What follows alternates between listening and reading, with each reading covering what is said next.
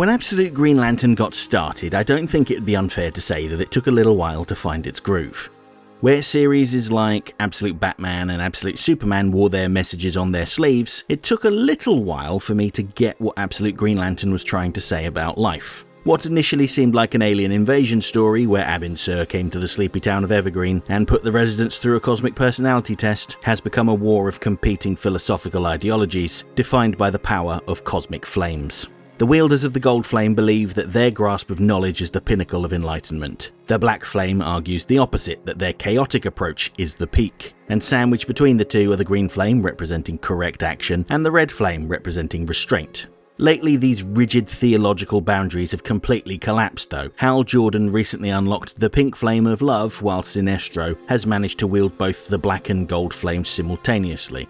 But the real focal point of the last issue was the clash between the two Tomars, individuals like Tomar-Re and Joe Mullen, who wield the cosmic flames instinctively, without the rigid training or philosophical baggage of the core factions. The red-powered Tomar-Re had been waging a brutal one-man war against the Black Stars, and he came to Earth to recruit Joe. However, Re's grand plan to defeat their greatest threat, Mogo the Living Planet, is devastatingly cold.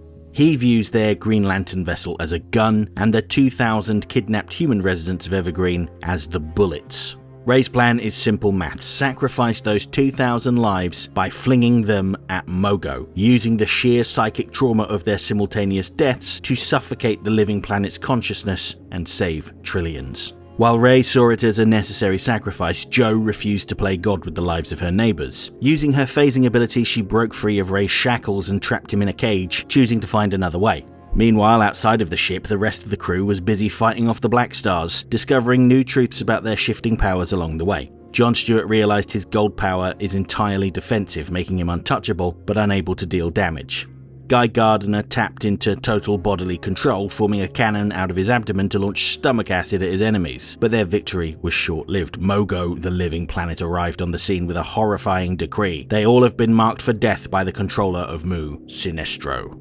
So this leaves us with a massive web of questions. Is the ideological war between the Black and Gold Flames a total sham? Is Sinestro playing both sides of the cosmic religion to maintain absolute control? With Jo and Re heading straight into Sinestro's clutches, let's dive into Absolute Green Lantern 16 and see how deep this conspiracy really goes. Now, before continuing with Jo's story, it's time to check in with the Earth-based team. You'll recall that Jo's ex-wife Cameron Chase and her partner Simon Baz were on the run from Hector Hammond's elite soldiers because someone high up in their organisation sold them out. Not willing to let bygones be bygones, Jo and Simon track down the leak, their duplicitous boss, Agent Double. While he sleeps, he is approached by the spirit of Kyrie Limbo, who had been killed because of his double dealing a few issues ago.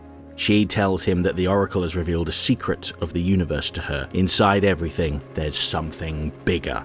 Before he can interrogate what this means, he wakes up, still sitting at his desk after a long day at the office. When he does eventually leave, Simon and Cam strike. They know for a fact that he sold them out to Hector Hammond, and they want him to answer their questions. But before Simon can get one out, Double pulls off his mask and points his car's wing mirror at Simon. In an earlier issue, Simon had said that he had a curse placed on him that meant if he ever saw his bare face, he would stop existing, hence the mask, and just like that, he vanishes. Agent Double tries to explain himself and claims that they've got things wrong. The assassin, Goldface, was clearly trained and just following a trail. But if Double wasn't involved, then how did he know who Goldface was? Cam doesn't wait to hear an answer as she blows his brains out and takes his ID card. Meanwhile, in space, Jo and Re discuss their current predicament. The way Re sees it, they can launch the 2,000 people at Mogo now and potentially defeat him, or they can just let Mogo kill them all. And it's clear that Mogo has no intention of discussing the situation with them. In fact, Mogo is so zealous that he will gladly destroy the planet of Rann for harbouring the Tomars, even though that's not what's been happening. The Black Stars were fighting them, trying to kill them. They were loyal soldiers, and Mogo is happy to just stamp them out. Before anyone can say anything to refute him, Mogo launches its planet's destroying beam. But Hal Jordan blocks it with his pink energy, and that should be impossible. According to the Black Star ideology, their energy is the most powerful. Nothing can stop it, and yet here they are. While Katmatui is left gobsmacked, Salak reacts with anger. He cannot believe what has happened. There is nothing greater than the Black Stars, and he rips Hal's heart out for his lies. When a fanatic is confronted with undeniable proof that their infallible dogma is flawed, they don't question their faith, they just double down. They seek to destroy the proof. Salak couldn't process the objective reality standing right in front of him, that the Black Flame isn't the ultimate undisputed power in the universe. Rather than allowing his worldview to expand, he labelled the truth as heresy and resorted to violence to protect his delusion. It's a brilliant, brutal piece of commentary on religious extremism. When the facts shatter the dogma, the fanatic will gladly rip the heart out of reality just to keep the lie alive. This violent act brings Hal into contact with Kyrie Limbo's spirit, who repeats her message. Inside everything there is something bigger. I had originally thought this was some inspirational message about the power within, but she shatters that idea by saying it's the big black zero. Bad idea number 0. If you've been reading Absolute Martian Manhunter, then you'll know exactly what that means, and if you haven't, prepare for spoilers. You ready? It's Darkseid. Again, this ties into something that was discussed in the Absolute Evil special, where Joker's scientists discovered the Omega particle, the building blocks of everything in the universe, and how it was inherently malicious. Kyrie tries to tell Hal to pass the message to Joe, but she doesn't get the chance to elaborate on why Joe needs to know about this before Hal is revived. Guy stepped in to use his power to create a new heart for Hal and restrained Salak. Kat Matui is incredulous. She cannot believe that Mogo would waste so many resources and kill loyal followers over a perceived slight. And John tells her that's the perfect definition of chaotic action. That's what being a Black Star means. And this is when Sinestro arrives, confirming what John had to say. He calls Kat Matui's words treasonous. Their role is to die serving him. He tells them that there's a black zero at the center of all things, and no one escapes, not even their own allies. And before I continue with this story, just a quick special thanks to my channel members, the Back Issue Brigade, whose names are on screen right now. If you'd like to see your name on screen and get access to some exclusive videos, join the channel now. Back inside the Green Lantern, and Ray tells Joe that it's now or never. She has to make a decision because they're all moments away from death. But Joe reminds Ray that as Tomas they have all of the powers of their respective flames without the limitations. She reminds him that when Abin Sur came to Evergreen, it was to recruit people, to put them through the test to determine which power they were worthy of wielding. She never took the test, she just took the power. Therefore, she has the ability to share the green flame with anyone that wants it. She could potentially recruit all of the residents of Evergreen to her cause, and the first person that reaches out to take the power is Jessica Cruz.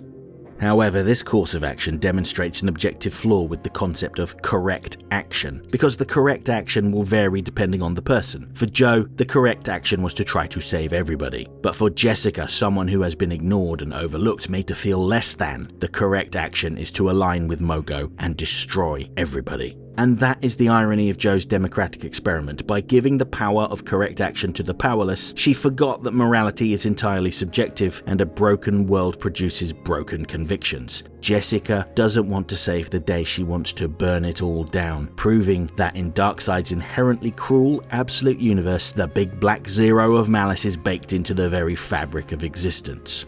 Absolute Green Lantern has completely upended the traditional cosmic mythos, leaving us with a reality where the greatest threat isn't just the rigid dogma of Sinestro and the Black Stars, but the weaponized trauma of the victims they left behind.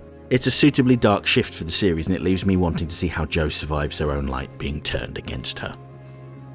Absolute Green Lantern 16 is available now from all good comic shops. Thanks for watching everybody, I'll be back very soon with a video about Batman number 11. Hope to see you then.